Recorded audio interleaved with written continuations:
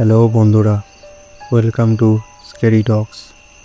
আর একটি ভৌতিক এবং জমজমাট গল্প নিয়ে আপনাদের কাছে আমি হাজির হয়েছি। ভিডিওটি দেখুন, ঘটনাটি শুনুন মন দিয়ে, বলুন কেমন লাগলো এবং চ্যানেলটিকে সাবস্ক্রাইব করে দিন আর পাশে থাকুন। তো গল্পটি পড়া যাক। আশা করছি আপনারা হেডফোনটি লাগিয়ে নিয়েছেন। তো এটি কিছু বছর আগের ঘটনা। 3 বন্ধু মিলে ঠিক করেছিল তারা হরিয়ানাতে যাবে একটি কাজের জন্য। তারা মিস্ত্রির কাজে নিযুক্ত ছিলেন। সেই হিসেবে ওনার 3টে বন্ধু নিজেদের জন্য সিট রিজার্ভ করেন।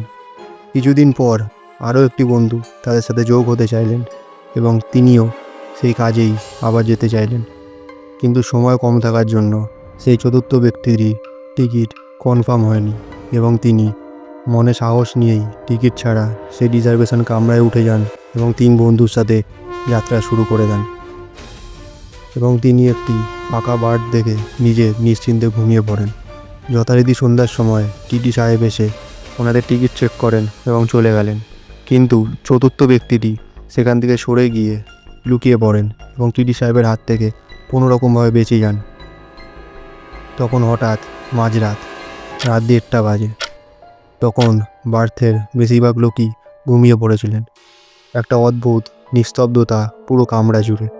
হঠাৎ একটি টিটি সাহেব এসে সেই 4 নম্বর ব্যক্তিটিকে হাত দিয়ে নাড়িয়ে ডাকে এবং তার হাতের স্পর্শটা ছিল যেন খুবই শীতল এবং অস্বাভাবিক। ব্যক্তিটি অবাক হয়ে ওঠেন এবং সামনে দেখেন একজন টিটি সাহেব ওনার সামনে দাঁড়িয়ে আছে এবং ওনার কাছে টিকিট চাইছে। তাই তিনি টিকিট দেখাতে পারলেন না।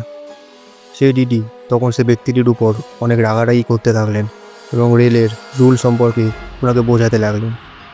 এবং সেই টিটির কথার আওয়াজ ছিল খুব জোরে এবং তিনি অনেক জোরে সেই ব্যক্তিকে ধমক দিচ্ছিলেন। তখন চতুর্থ ব্যক্তিটি অনেক ভয় পেয়ে যায়। কি করবে সে বুঝতে পারে না, কারণ সে বিনা টিকিটে যাত্রা করছে এবং এটি একটি অনেক বড় অন্যায়।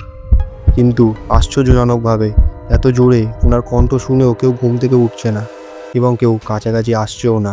পুরো কামরা জুড়ে যে নিস্তব্ধতা ছিল সেটি এখনও একই রয়েছে। মনে হচ্ছিল যেন কারোর কান অবধি কোনো শব্দ পৌঁছচ্ছে না। কিন্তু এটি কীরকমভাবে সম্ভব?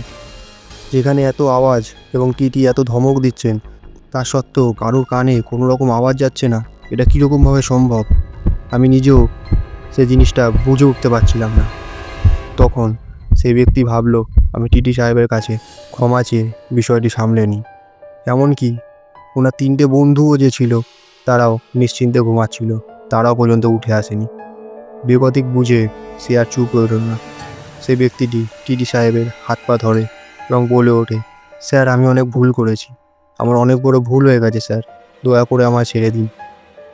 এভাবে সেই ব্যক্তিটি প্রার্থনা করতে লাগলো।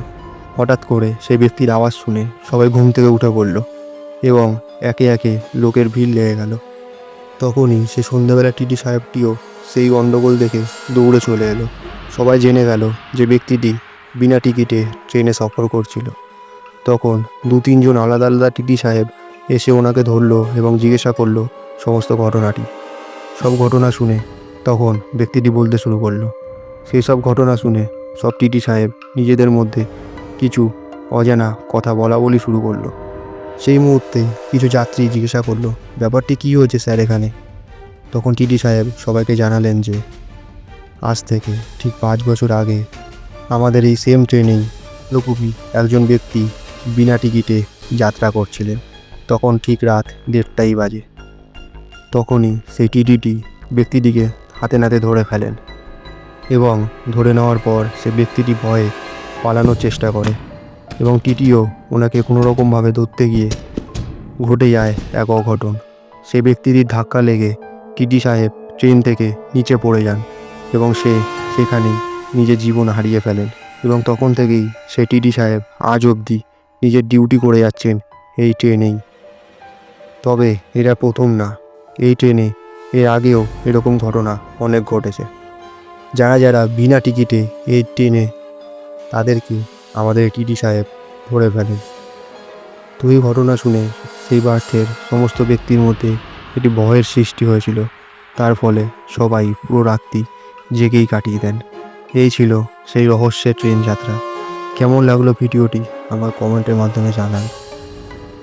এবং এরকমই ঘটনা আরও শুনতে চাইলে চ্যানেলটির সাথে জুড়ে থাকুন এবং সাবস্ক্রাইব বাটনটি ক্লিক করে দিন। ধন্যবাদ বন্ধুরা।